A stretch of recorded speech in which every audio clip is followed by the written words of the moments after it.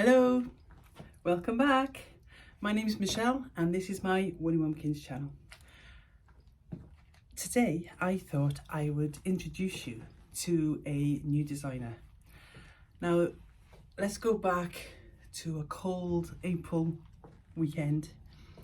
I'm standing in a cowshed, freezing, dancing around, trying to keep warm. Now this cowshed, I wasn't in there with the cows. It's where we hold Wonderwool Wales every year, and it's a massive place and there's over 200 vendors there. So it is the best wool show in the country for that size. I'll openly say my two most favourite shows, Wonderwool Wales, West Wales Wool Show. Complete opposites of each other. One is a massive gathering of quality wool textiles, everything to do with the wool industry in Wales. Brilliant show. West Wales is a very small 30 to 40 vendors, but all small businesses like myself, or even just individuals on a farm who produce one thing. So it's a completely different atmosphere, yet equally as amazing. It's two ends of the spectrum of woolly love. It's just, I love them both. I've been to others, didn't like them so much. Won't name them. Anyway, so cold April weekend in Builth Wells at Wonderwool. And this lady bounces onto my stall. Hello, I found you at last, I've met you. She comes and introduces herself. Her name's Elizabeth, or Liz as we call her now. And she is wearing the most delicious cowl. It's lovely. I have to ask her. First of all, compliment her. I love your cowl, it's lovely. Who's the designer? And then she goes a little bit red and she goes, well, actually, it's one I've designed myself. And I just thought, I want to make it.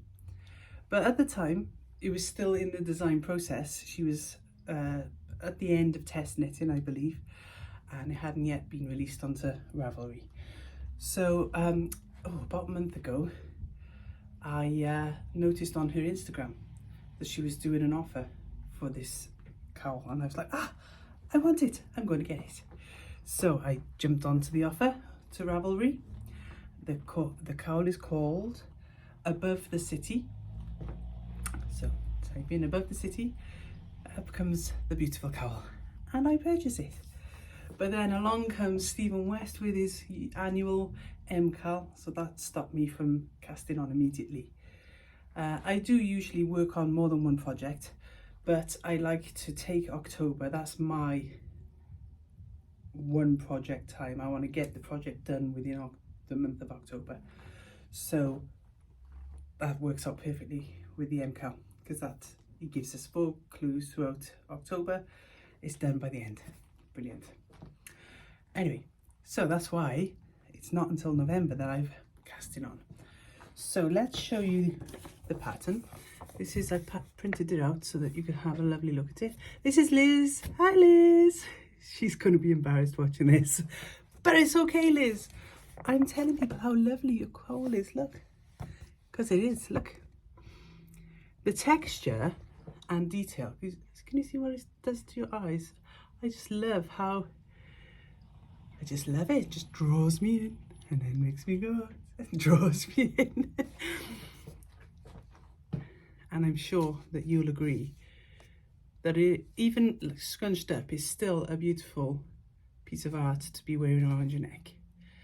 And when I saw this and I looked at, you know what I'm like, I like to relate the colorways or the wool to the pattern in some way and to the project in some way, so that everything that I make for myself has some sort of meaning. For example, this yarn on my head, it's just your bog standard yarn that you buy commercially, but I bought this when I was in West Wales and I went all the way to Tenby to the wool shop there to get some, I thought, pure wool, and the shop had closed down sadly. So I just had to go. I just found this then in another small wool shop, but it wasn't what I wanted. But then I was happy to support another small yarn shop with the yarns that they were selling. So and I have to wear it because I don't want to make it and then not wear it. Sorry, as ever, I'm distracted by my big windows over there. I'm going to show you again. I show you in a few videos, but there you go. There's there's a car parking, which just distracted me then. Just wanted to explain myself to you why I'm looking over there. Okay, so yes.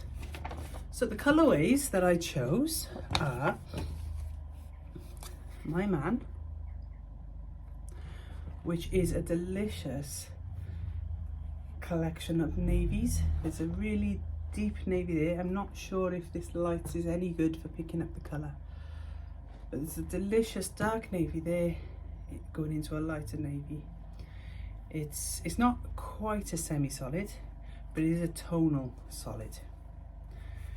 So we've got that, and then this lovely bright colour, which I thought going into November now, I was thinking dark nights and crunchy walks. So this is called Hedgehog's Playground, and I called it that after watching somebody gathering leaves, leaving them in the corner of the garden, and then the next time I went to visit them, I could see some movement. You could see hedgehogs going in and out of there.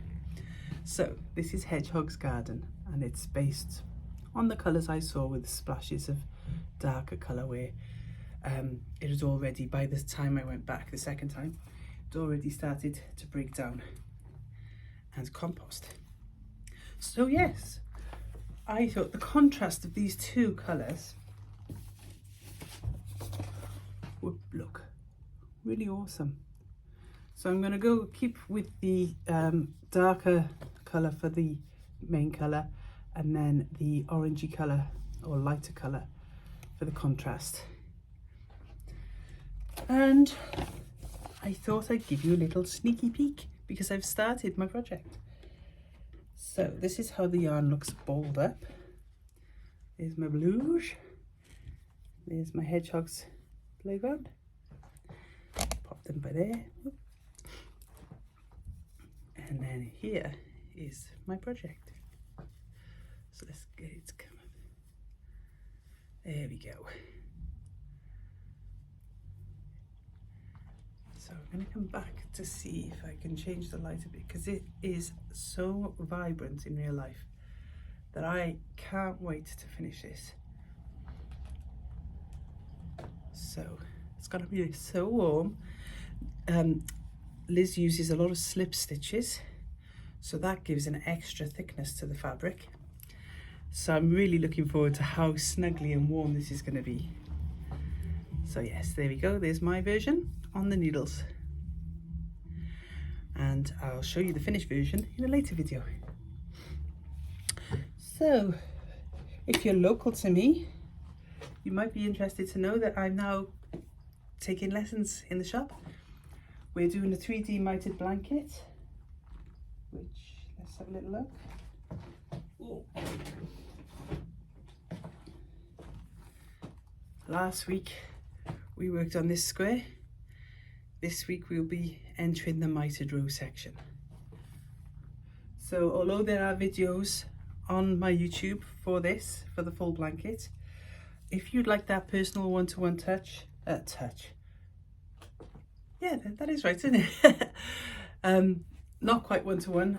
The classes are between 1 and 8 people. If you'd like to book with us, have a look on the Lewis Collective website. So that's the lewiscollective.co.uk, and you'll find you're able to book for this course and future courses right now. We're also doing just the granny square lesson.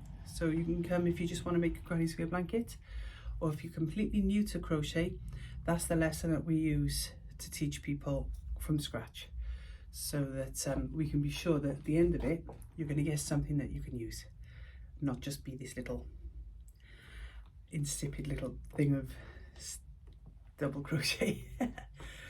I know the joy, the satisfaction, as do all of you crafters, of a finished object and using it, wearing it, loving it, putting it on, giving it a touch, all these things. You know what it's like.